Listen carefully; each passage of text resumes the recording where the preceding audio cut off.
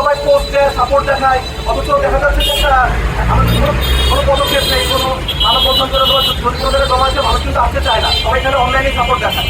তো মানুষকে আসলে সচ্ছল হতে হবে। হ্যাঁ, এই যে আজকে আমাদের সমাজের যে অবস্থা, চোখের সামনে অপরাধ হতে যায়, চোখের সামনে অন্যায় ঘটে, কেউ কিন্তু কোনো প্রতিবাদ করে না, সবাই এখানে তাকে তাকে দেখে ভিডিও করে। তো মানুষকে আসলে আরো সচ্ছল হতে হবে, অপরাধের বিরুদ্ধে আরো সচ্ছল হতে হবে। আমরা যদি খালি এটা মনে করবো আমার কিছু করার দরকার নাই, আরেকজনকে আপনি তাহলে তো হবে না।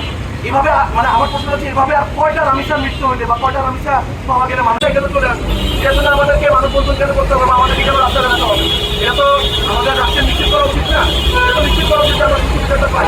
আর আমি কিছুক্ষণ আগে নিউজ পাই যে শুক্রবার সন্ধ্যা 6টা বাজে আরেকটা মেয়ে রেপ হয়ে যায়, এর মধ্যে আরেকটা মেয়ে রেপ হয়ে গেছে, 6 বছরের একটা শিশু।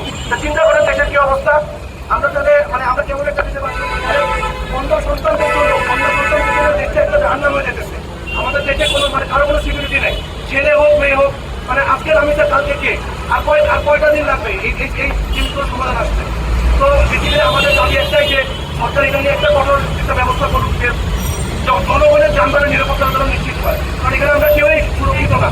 আর আরেকটা থেকে হচ্ছে যে বিচার বিভাগের যে স্পেশাল ট্রাইব্যুনালের ব্যাপারটা যেটা ও বললো, সেটা হচ্ছে যে বিচার বিভাগের যে সিস্টেমটা, যে যখন কোনো মামলা বা যখন কোনো কেসে যায় তখন এটা অনেক ডিলে হয়। দেখা যাচ্ছে যে যারা অপরাধীরা তারা বিভিন্নভাবে কৌশলে তারা পার পেয়ে যাচ্ছে।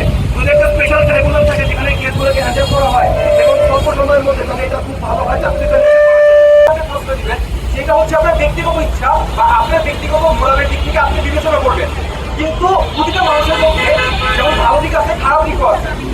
যখন একটা বাচ্চা এরকম একটা পরিস্থিতির মধ্যে যাওয়ার পরে তার বাবা মাকে এই জিনিসগুলো বলে, তখন তারা দেখা যায় কি তার সাথে আমার আত্মীয়তার সম্পর্কটা নষ্ট হবে, তার সাথে আমি সরাসরি কথা বলতে পারবো না, যার কারণে তারা হচ্ছে এই জিনিসগুলো ধামাচাপা দিয়ে যায়। এবং একটা বাচ্চা তখন জীবনে কোনো কিছু বুঝতে শিখে নাই, যে পৃথিবীর কোনো কিছু বুঝতে শিখে নাই, ওইরকম একটা অবস্থা এবং জঘন্য একটা পরিস্থিতির মধ্যে দিয়ে যায়।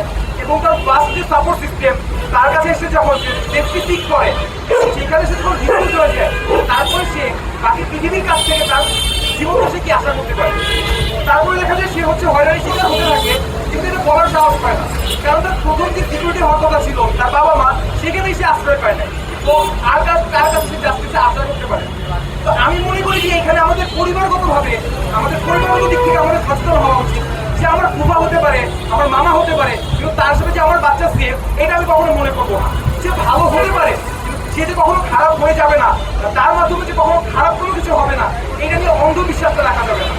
এর পাশাপাশি এই প্র্যাকটিসটা আমাদের সবার ক্ষেত্রে চালাতে হবে।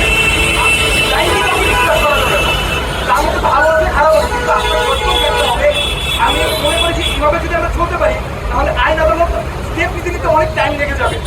আমাদের যে যতটুকু করণীয় আছে সেটা আমরা করতে পারবো। ধন্যবাদ।